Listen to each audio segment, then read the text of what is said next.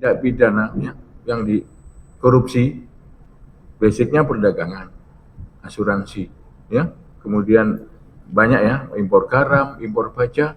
Pada akhirnya perkara itu sampai di tingkat Mahkamah Agung inkrah gitu loh, udah banyak banget, gitu ya ahli ya.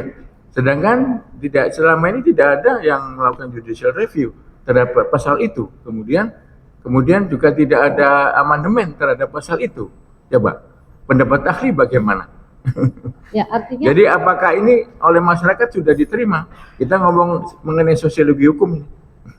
Jadi berlakunya hukum di dalam masyarakat, tidak ada gejolak, kemudian inkrah gitu loh.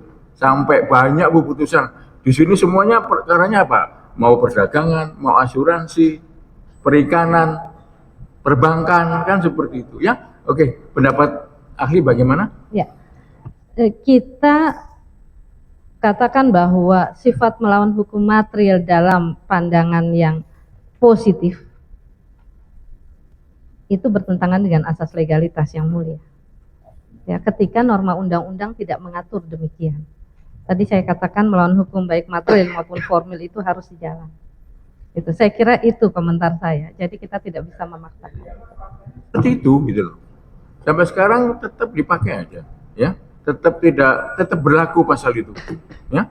Dan banyak perkara yang sudah inkrah. Perkara di pusat ini banyak banget, Bu. Mau asuransi, mau tanda niaga minyak goreng, ya. Semuanya kan seperti itu. Di dalam undang-undangnya materinya tidak disebut tidak pidana korupsi. Tapi pada akhirnya majelis hakim menyatakan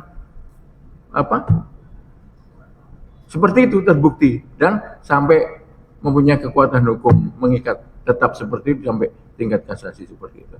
Jadi ahli tetap pendapatnya ya. Saya kira tugas saya hanya untuk mengingatkan apa yang ada di dalam ketentuan undang-undang. Silakan ya. Jadi berdasarkan teori ahli ya. Jadi asas spesialis sistematis seperti itu. Oke, masih ada? Cukup ya?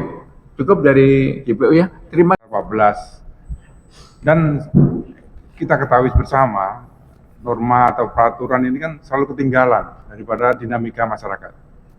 Peraturan tertulis selalu ketinggalan dengan perkembangan masyarakat yang terus maju dan sebagainya. Dinamikanya banyak. Kembali lagi tadi kan, Ibu bilang itu udah normanya dan itu patut dipatuhi. Di situ kan ada bisa interpretasi hukum, kemudian ada terobosan hukum. Ini norma ini belum diamandemen, belum ada judicial review. Nah, kemudian terus berkembang. Pada saatnya ada kasus-kasus dan masuklah ke pengadilan. Menurut Ibu sebagai ahli, norma ini di-challenge atau diuji dengan forum apa? Suatu kasus ini sah tadi korupsi atau tidak melalui forum apa?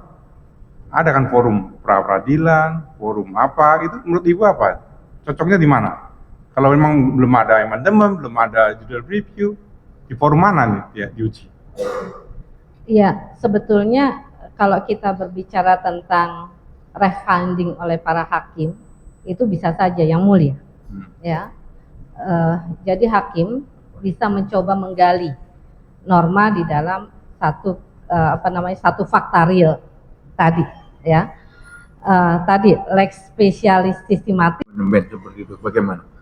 Jadi pasal ini tetap dianggap sudah jelas seperti itu. Sayangnya kita tidak bisa kemudian memaksa untuk analogi di dalam satu penerapan undang-undang. Memang kan tidak bisa larangan kan untuk pidana ya. Legalitas, kemudian tidak boleh berlaku surut kan seperti itu kan. Ya.